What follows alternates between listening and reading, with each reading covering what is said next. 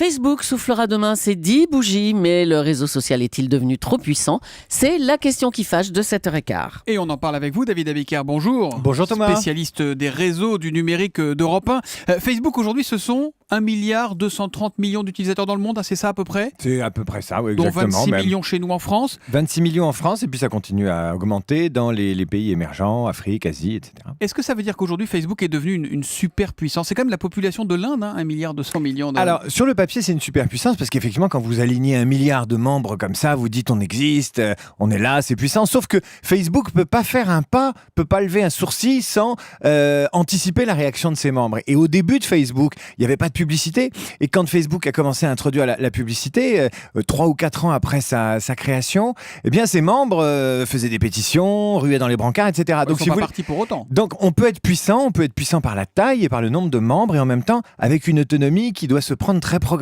pour ne pas décevoir ses membres et ses adhérents. Ça veut dire que Facebook, c'est quoi? C'est une gigantesque régie publicitaire, finalement?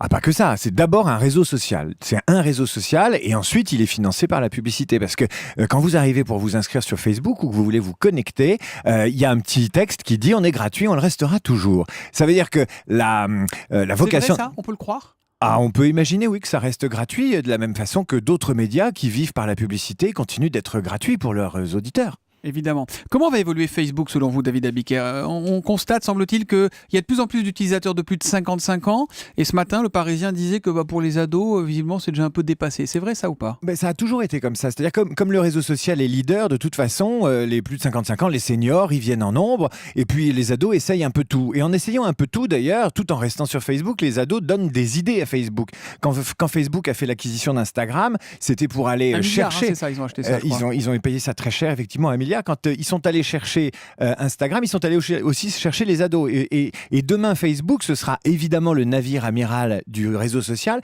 Et puis, ce sera des petites applications qui seront des services complémentaires. Et parmi ces services, il y aura plein de choses qui iront séduire les adolescents. Mais c'est vrai que les ados, aujourd'hui, ils vont sur Snapchat, le réseau social où on sort. Snapchat. Oui. C'est le réseau social qui permet d'envoyer des messages qui s'autodétruiront dans la minute ou la seconde, un peu comme dans Mission Impossible. Et ça laisse pas de traces. Ça laisse pas de traces. Ils sont assez malins, les ados. Ils font attention à leurs traces numériques. Ça dit, c'est intéressant parce qu'il y a eu pas mal de questions de sécurité des données sur Facebook. Donc ça, Snapchat, c'est peut-être une solution pour éviter de se faire pirater, non? Ça dépend de l'utilisation. On parle souvent de sécurité des données sur le réseau parce qu'il faut faire attention à ce qu'on y publie, évidemment. Il faut faire attention au phishing, aux entreprises de piratage, mais ça relève de la responsabilité. C'est ce qui arrive à certains clients d'Orange là, qui se sont fait pirater. Pile poil. Ils ont leurs coordonnées, ils reçoent des mails qui sont soi-disant de leur banque, soi-disant de la poste, machin. Et en fait, pas du tout. Pas du tout. C'est piégeux. En fait, ce qui est intéressant dans la question de la vie privée sur Facebook, c'est que le niveau d'information et de sensibilisation des membres a augmenté. Il y a quelques années, certains membres avaient cru repérer des messages privés s'afficher sur Facebook. Et en fait, non, c'était pas ça. En fait, ils ne se souvenaient plus avoir publié des informations d'eux-mêmes si privées. Et en fait, leur pratique de Facebook avait évolué. Ils étaient devenus moins exhibitionnistes. Alors, Mark Zuckerberg, le patron de Facebook, dit qu'aujourd'hui, tous les problèmes de sécurité sont réglés. On peut le croire, on peut avoir confiance, on peut mettre ses infos perso sur Facebook?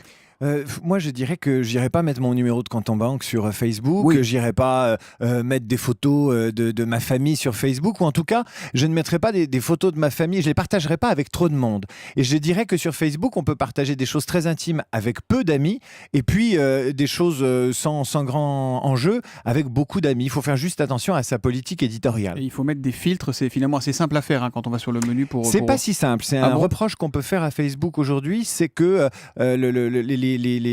les difficultés d'usage et les finasseries, si vous voulez, sont de plus en plus étendues. Ça devient de plus en plus compliqué de comprendre les règles d'utilisation de Facebook avec des clapets ouverts, des fenêtres fermées, semi-ouvertes. C'est pas toujours évident. Bon, il faut se concentrer alors un petit peu.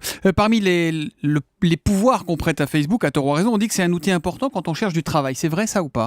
Ça commence à l'être, mais alors avec deux bémols. Le premier bémol, c'est qu'il y a de plus en plus de réseaux spécialisés. Je crois qu'on en a parlé ici il y a quelques semaines, qui concurrencent évidemment Facebook, et ces réseaux, c'est l'emploi leur priorité. Le deuxième bémol, c'est que sur Facebook, on ne va on y va pour des raisons de familiales, conviviales, pas nécessairement professionnelles. Puis il y a une autre chose, c'est que les employeurs n'ont pas le droit d'aller consulter Facebook pour se renseigner sur un candidat. C'est votre vie privée. Donc si un jour vous apercevez qu'un employeur a consulté votre profil Facebook pour savoir s'il avait envie de vous embaucher, eh ben, il est en dehors de la loi. Il n'empêche que quand vous avez 1,2 milliard de personnes sur un réseau social, vous avez tendance à vous dire que c'est là qu'il faut mettre vos annonces pour aller les chercher. David Abiker, dans 10 ans, on célébrera les 20 ans de Facebook ou on sera complètement passé à autre chose ? Je pense que Facebook peut rester dans la course et je pense que c'est d'ailleurs l'obsession de son dirigeant parce que Mark Zuckerberg, il est obsédé par les réseaux sociaux qui sont morts ou qui sont malades comme MySpace par exemple, qui était promis un bel avenir. Et nos auditeurs qui réagissent sur Twitter, Salomé Georges qui nous dit « Certes, Snapchat ne laisse pas de traces sauf pour les téléphones qui possèdent la fonction capture d'écran. » Décidément, il faut se méfier de tout. Merci David Abiker. Je précise que vous avez préfacé un livre passionnant de Cyril Baldier, s'appelle « La boîte à outils des réseaux sociaux ».